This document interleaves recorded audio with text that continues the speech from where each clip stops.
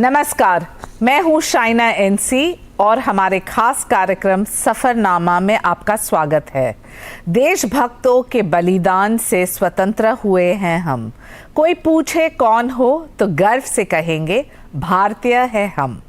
सफरनामा के इस खास कार्यक्रम में आज हमारे साथ चर्चा के लिए मौजूद है छत्तीसगढ़ से सांसद गोमती साई जी, जो रायगढ़ कंस्टिट्यूंसी को रिप्रेजेंट करती है, एक प्रसिद्ध नेता है और 19 साल के संघर्ष के बाद वो डायरेक्ट पंचायत से पार्लियामेंट आई है। हमें गर्व होता है कि गोमती साई जी, जो जंगल में रहती है, पहली बार स्टूडियो में आई तो दूरदर्शन के स्टूडियो में। जानते हैं उनके बारे में, उनके चुनौतियों के बारे में और एक नेत्री को क्या करना चाहिए सक्रिय होने राजनीति में। उन्हीं की कहानी आज सुनेंगे गोमती साई जी से। स्वागत है आपका गोमती जी। आपको नमस्कार। बहुत गर्व लगता है कि आप जैसे महिला जो जंगल से आती है, पंचायत से पहुंचती है सांसद तक, क्या ये कठिन सफ़र था और ये सफ़र की शुरुआत कहाँ से हुई? साइना जी, मैं एक चीज़ कहूँगी, जो सफ़र से मैं गुजरी हूँ, वाकई में जीवन एक खेल है और खेल खेलते हुए मैं गांव की जंगल से आज देश का सबसे बड़ा पंचायत के सफ़र में मैं पहुंची हूं। तो मुझे गर्व होता है और मेरे क्षेत्र के लोगों को मैं तहे दिल से धन्यवाद देती हूं, क्योंकि उन्होंने मुझे इस जगह पे पहुंचाने का काम किया है। उनका आशीर्वाद मिला है, हमारे यशस्वी प्रधानमंत्री जी का आशीर्वाद मिला है। आज जो जगह पे मैं बैठी हूँ, मेरे क्षेत्र की जनता और मेरे पार्टी के नेताओं का आशीर्वाद रहा है। गोमती साई जी, आप पहली बार स्टूडियो में आए तो दूरदर्शन के स्टूडियो में, और आपको पता भी नहीं था कि ये सब कैसे चलता है। क्या आपको लगता है इसमें भाग्य का खेल होता है, या फिर आपने 19 साल इतना परिश्रम किया, शायद इस वजह से आप आज यहाँ हमारे गेस्ट हैं? साइना जी, मैं एक बात कहना चाहती हूँ। वाकई में गांव की जो महिलाएं हैं, गांव की जो बच्ची हैं, लाइमलाइट दुनिया से बहुत दूर रहते हैं। बिल्कुल मतलब इस प्लेटफॉर्म को कल्पना में भी सोच नहीं सकते कि वहाँ कैसा रहता है, कैसे वहाँ तक पहुँचने के लिए क्या क्या करना पड़ता है। लेकिन वाकई में आज गांव की एक महिला, जंगल की रहने वाली एक महिला, मैं यहाँ तक पहुँची हूँ। तो वाकई में ये सफ़र बहुत ही खूबसूरत रहा है। हाँ, थोड़ा जीवन में उतार चढ़ाव रहा। ये उतार चढ़ाव जीवन का सिक्के का दो पहलू है। सुख और दुख दोनों साथी हैं और निश्चित है किसी भी महिला को या किसी भी व्यक्ति को किसी भी समस्या से या मुसीबत से घबराना नहीं चाहिए। उसको डट करके फेस करना चाहिए, सामना करना चाहिए। निश्चित है उनकी सफलता उसका कदम चूमेगी। गोमती साई जी, आप बताएं कि आपका राजनीतिक सफ़र क्या परिवार से जुड़ा था, या फिर किस्मत से जुड़ा था, या फिर आपने ठान लिया था बचपन में कि आप एक नेत्री बनेंगी? नहीं, ऐसा बचपन में तो नहीं ठानी थी, पर काम करते करते यहाँ तक मन में आया कि हाँ, अगर कोई सेवा करने का, किसी भी व्यक्ति को सेवा करने का या किसी। लेकिन शुरुआत कहाँ से हुई? शुरुआत तो मेरा राजनीति पंचायत से हुआ। ग्राम पंचायत से शुरू हुआ, उसके बाद जिला पंचायत तक मैं सफ़र की, जिला पंचायत की सदस्य बनी। उसके बाद 2015 में फिर मैं जिला पंचायत का सदस्य बनकर जिला पंचायत का अध्यक्ष बनी। ये मेरी जीवन का सफ़र रहा और वहीं से शुरुआत हुआ।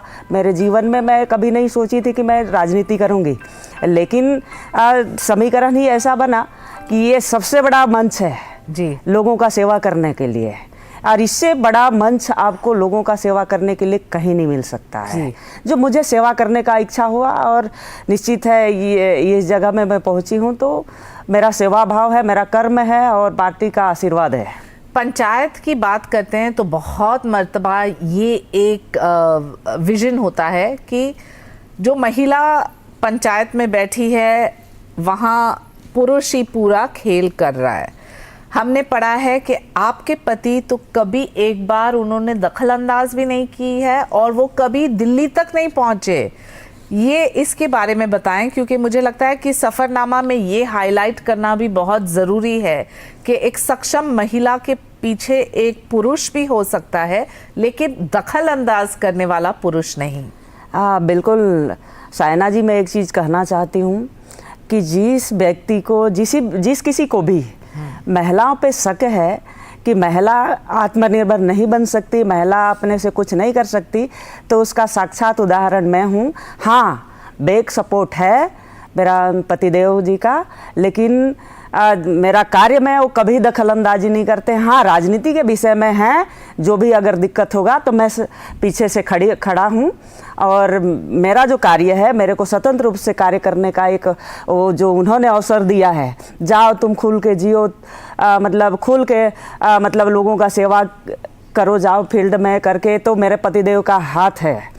पर महिला अपने बुद्धि दिमाग से बहुत कुछ कर सकती है, और यहाँ तक जो सफ़र करी हूँ, बिल्कुल मैं किसी को आइडिया नहीं लेती, किसी से मेरे मदद नहीं लेती कि मुझे क्या करना है, आज वहाँ कार्यक्रम करना है, यहाँ वहाँ का लोगों से मेरे को मिलना है, तो मैं बिल्कुल किसी का सपोर्ट नहीं ले। मेरे को क्या करना है तो मैं खुद शेड्यूल बनाती हूँ कि हाँ, मुझे ये जगह के ये करना है। क्या चुनौतियाँ रही है आपके लिए और क्या संघर्ष आपको करना पड़ा, क्योंकि एक नेत्री का सफ़र बहुत कठिन होता है?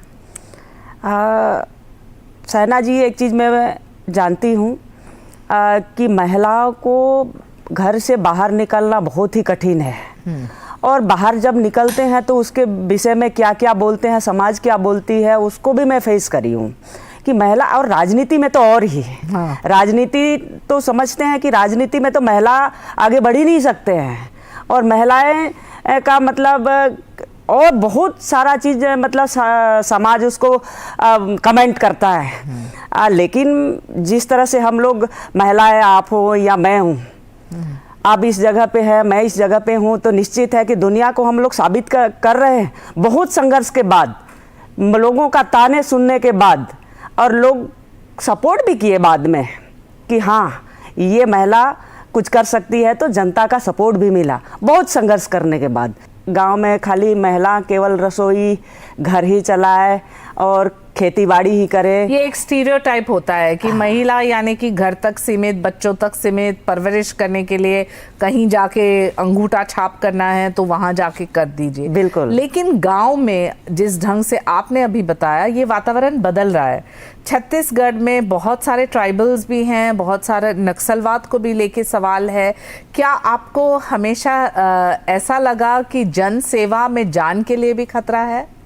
जी ज़रूर, मतलब किसी हर कोई तो पॉजिटिव नहीं रहता है, नेगेटिव लोग भी रहते हैं, लेकिन पॉजिटिव के साथ रहते रहते नेगेटिव लोगों का भी फेस करना पड़ता है, सामना करना पड़ता है। उस टाइम नेता लोगों को भी खतरा होता है कि ये हमारे अधिकार का हनन हो रहा है, लेकिन उसके बाद भी मतलब बड़ा सरलता से, बड़ा खेल खेलने टाइप का हम लोग आज बढ़े हैं सायना जी, और बड़ा मज़े से खेलते हुए और लोगों का सेवा करते हैं। लोकतंत्र और प्रजातंत्र में मंदिर जो है हमारा, वो है सांसद।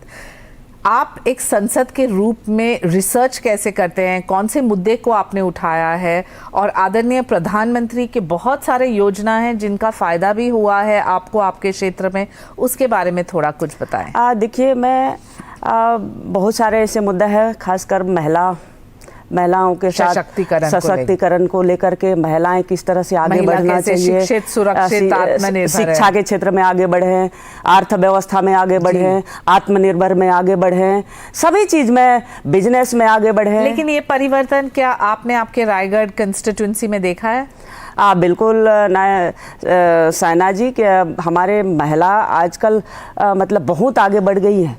वो मतलब हर कार्यक्रम में 50% से ज़्यादा 70% महिला जब आके सभा में बैठते हैं तो मुझे गर्व होता है कि आज हमारी महिलाएं घर की चार दीवारी से लांघ करके आज इस जगह पे पहुँचे हैं। बिल्कुल, महिलाएं आज आत्मनिर्भर हैं, बिजनेस के क्षेत्र में हो।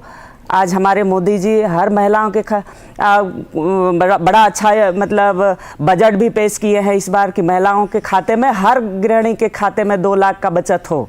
ये बड़ा अच्छा सिस्टम है। आदिवासी क्षेत्र की बात करें या ट्राइबल्स की बात करें तो सबसे ज़्यादा फायदा कौन से योजनाओं का हुआ है? साइना जी, एक चीज़ मैं बोलूँ, मैं ग्रामीण परिवेश में पली बड़ी हूँ और मैं एकदम निचले छोर के जो व्यक्ति हैं, निचले स्तर के जो जीवन यापन करने वाले व्यक्ति के साथ मैं हमेशा रहती हूँ। वो इतना मतलब दाने दाने के लिए तरस रहे थे, मुझे बड़ा तकलीफ़ होता है उस टाइम को मैं याद करती हूँ। सुबेरे मतलब सोना निकालने जाते थे, शाम को आते थे, बेच करके चावल खरीदते थे। सबसे बड़ा योजना गरीब कल्याण योजना, प्रधानमंत्री आवास का मतलब समझ रहे हैं? प्रधानमंत्री आवास लोगों को कच्चा का मकान, टूटी फूटी, जो बरसात में सो नहीं पाते थे, प्रधानमंत्री आवास, पक्का का घर मिला। आयुष्मान भारत 5 लाख रुपया का योजना का, हर बीमारी में 5 लाख रुपया का लाभ मिलता है। आपका नल से जल जी हर घर में पहुंचने का काम कर रहे हैं हमारे यशस्वी प्रधानमंत्री जी। ये कल्याणकारी योजना है जो रोटी, कपड़ा, मकान, ये तीनों मिल गए, ये तीनों चीज मिल गए हैं। और महिला की बात करें तो मुद्रा बैंकिंग हो या उज्ज्वला योजना, महिलाएं हमारे बहनें जंगल जाती थी, लकड़ी काट के आती थी, धुआं में खाना बनाती थी। आज सिलेंडर गैस के माध्यम से मतलब उज्ज्वला योजना के माध्यम से हमारे महिला बहनें आजकल जंगल जाना छोड़ दिए हैं, खाना उसी से बनाती हैं। कितना शौक से, समय का भी बचत हो जाता है। बहुत सारी योजना है जो हमारे देश में मतलब गरीब, मध्य वर्ग किसान, आज हर किसान के खाते पे मतलब किसान सम्मान निधि योजना के माध्यम से लोगों को सुविधा मिल रहा है। आज खाद हो, आज मिलेट्स का भी कैंपेन, योगा को पॉपुलर किया है, मिलेट्स को पॉपुलर किया है और भारत को पॉपुलर किया है। आज मिलेट्स को लगभग 20 साल हो गया था, लोग उसका खेती करना बंद कर दिए थे। आज मिलेट्स के माध्यम से आज मैं तो किसान हूँ ना, आज मिलेट्स को हम खेती करना शुरू कर दिए हैं और एकदम करेक्ट उसका रेट मिलता है जी। आज किसान पहले नहीं मिलता था, भूल सा गए थे उसको खेती करने के लिए, भूल सा गया, इसलिए भूल गए थे कि उसका पैसा नहीं मिलता था उनको। आज हमारे यशस्वी प्रधानमंत्री जी के नेतृत्व में मिलेट्स का एक अलग नाम हो गया और हमारे किसान मिलेट्स का खेती करने लगे हैं। वक्त आ गया है एक छोटे से ब्रेक का। ब्रेक के बाद जानेंगे गोमती साई जी से कि राजनीतिक, सामाजिक और निजी जीवन में वो कैसे बैलेंस करती है और कितना कठिन है एक महिला के लिए राजनीति में। आप देखते रहिए सफरनामा।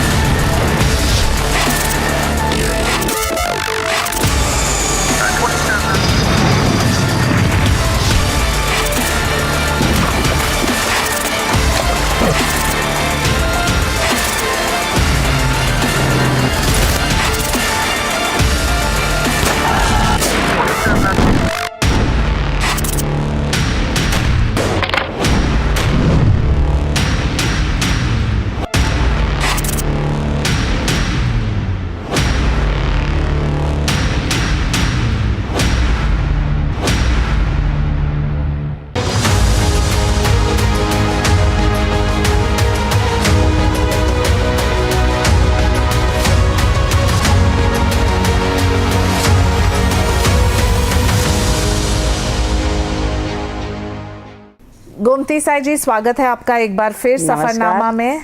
और हम जानना चाहेंगे कि राजनीतिक, सामाजिक, निजी सभी क्षेत्र को कैसे बैलेंस करते हैं आप। हम जानते हैं कि महिला मल्टीटास्क कर सकती है, लेकिन क्या ये कठिन होता है क्योंकि आपका क्षेत्र तो बहुत बड़ा है और कहीं कहीं सड़क भी नहीं है, जंगल में प्रचार करना, प्रयास करना कितना कठिन है?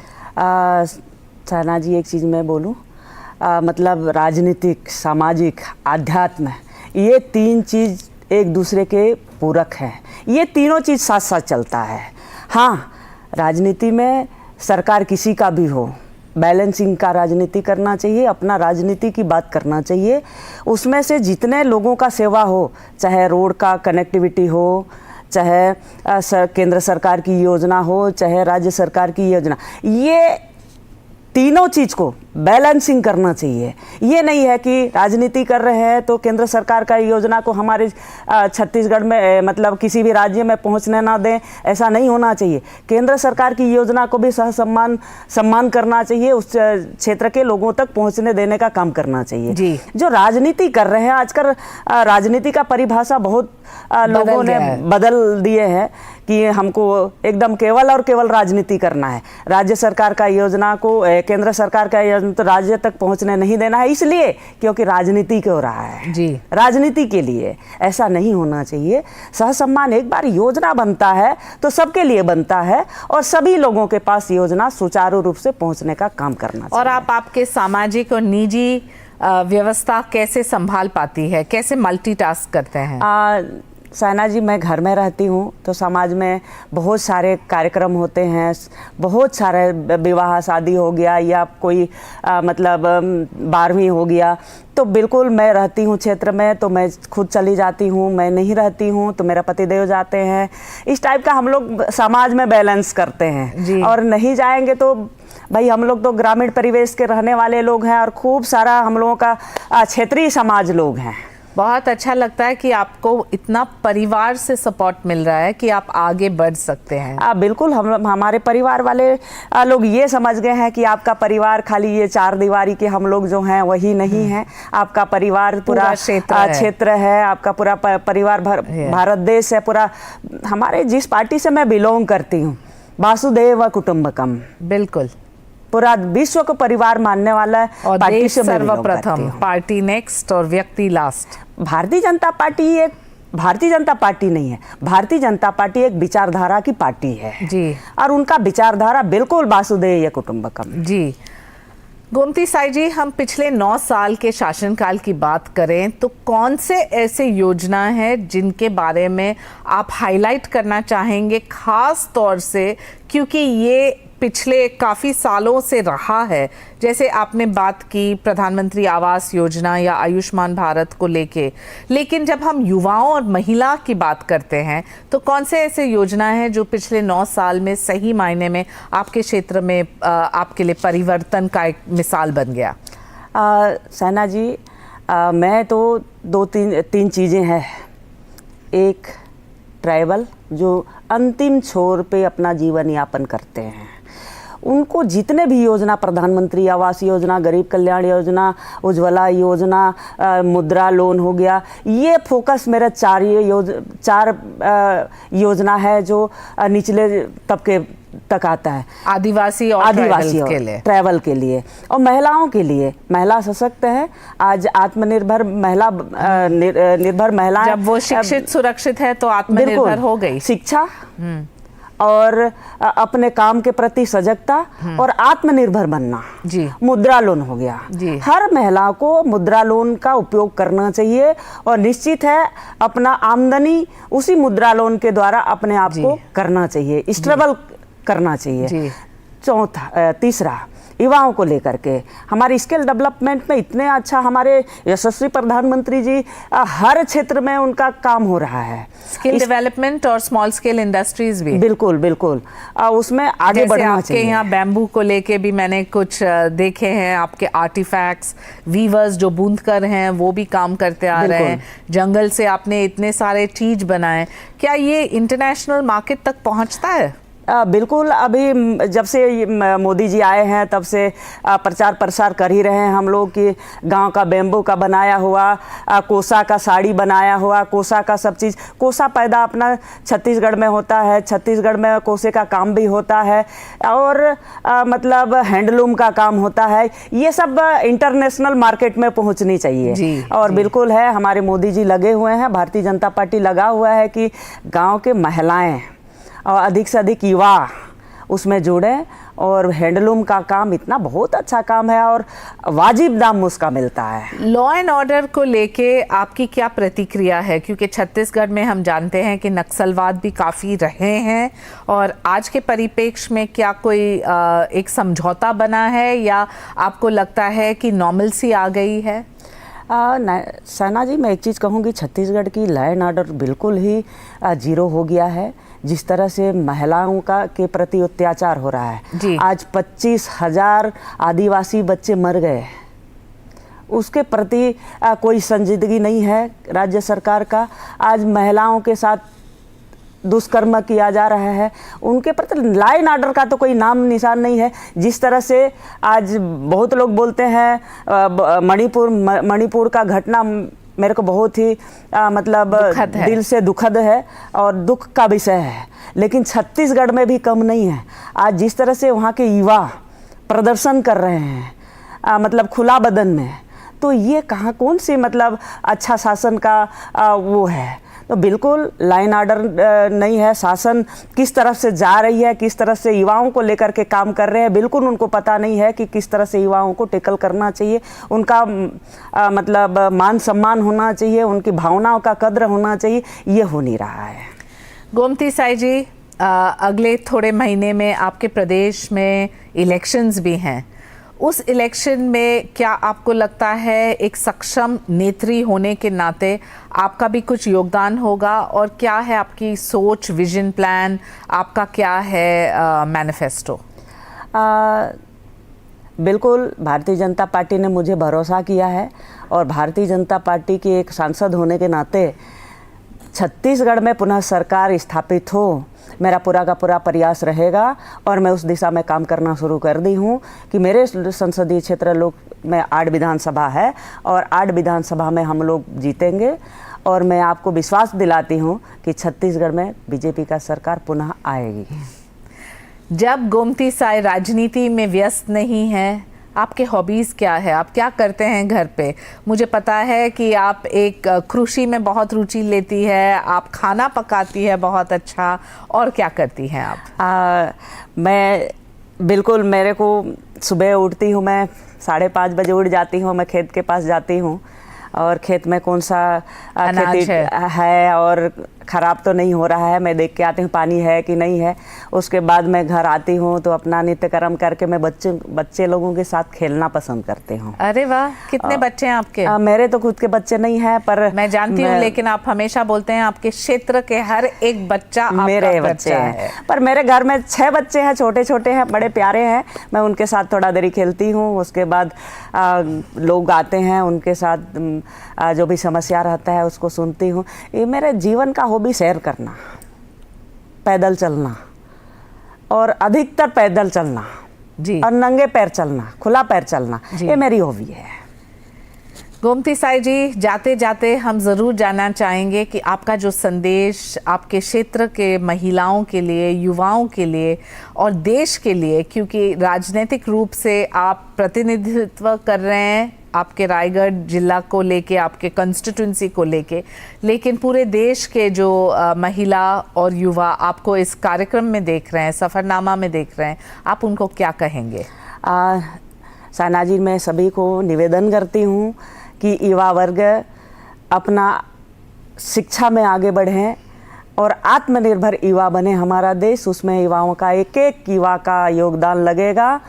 भारत देश विकसित देश बनना है तो उसका एक एक योगदान लगेगा। शिक्षा के क्षेत्र में आगे बढ़ें, अपना अर्थव्यवस्था में आगे बढ़ें, अपना आत्मनिर्भर बनाने में उनका अहम रोल रहेगा। रही बात आदिवासियों का, तो आदिवासी शिक्षा के क्षेत्र में आगे बढ़ें, और रही बात मध्यवर्गीय किसान, वो भी कृषि के क्षेत्र में दिनों दिन आगे तरक्की करें, और महिला सशक्ति आगे आए, अपना कार्यभार अपने हाथ में लें और आत्मनिर्भर भारत की ओर एक एक क्षण उनका योगदान बहुत महत्वपूर्ण है। जाते जाते कोई कहावत या कोई उदाहरण जो आप हमारे दर्शकों को बताना चाहते हैं जिससे आप आगे बढ़े? मैं तो एक ही चीज़ कहूँगी साना जी, हों ही वही जो राम रचि राखा, जो जस करहीं तस फल चाखा, सकल पदार्थ यही जग माही, कर्महीन नर पावत नाही। इसलिए कर्म को प्राथमिकता देते हुए कर्म करते जाएं, फल की चिंता कभी मत करें। फल देने वाला ऊपर वाला बैठा है। बहुत बहुत धन्यवाद गोमती साई जी। आप हमेशा हमें प्रेरणा देते हैं और एक नेत्री के रूप में आप लक्ष्मी, सरस्वती, दुर्गा ज़रूर हैं। हम आपको बहुत शुभकामनाएं देते हैं हमारे तरफ से और धन्यवाद। तो ये थी गोमती साई जी जो छत्तीसगढ़ के रायगढ़ कंस्टिट्यूंसी को रिप्रेजेंट करती है, एक सांसद हैं और उन्होंने अपने संघर्ष के साथ साथ जो उनका एक मानना है कि कर्म करते रहो और फल के ऊपर फोकस नहीं कीजिए, सिर्फ समाज सेवा से जुड़िए और आपका काम करते रहिए। अगले हफ्ते फिर मिलेंगे एक सांसद से, जानेंगे उनके सफ़र के बारे में। हम जानते हैं कि वर्तमान में राज्यसभा हो या लोकसभा, संसद की गरिमा बनती है सांसद से। हम ऐसे ही राजनीतिक सफ़र की कहानी आपको बताते जाएंगे। गोमती साई जैसे लोग कैसे लोगों की ज़िंदगी में रोशन फैलाते हैं, जंगल से कैसे आए पार्लियामेंट तक, पंचायत से कैसे पहुंचे सांसद तक। आप देखते रहिए सफ़रनामा मेरे साथ। मैं हूं शाइना एनसी, मुझे आज्ञा दीजिए।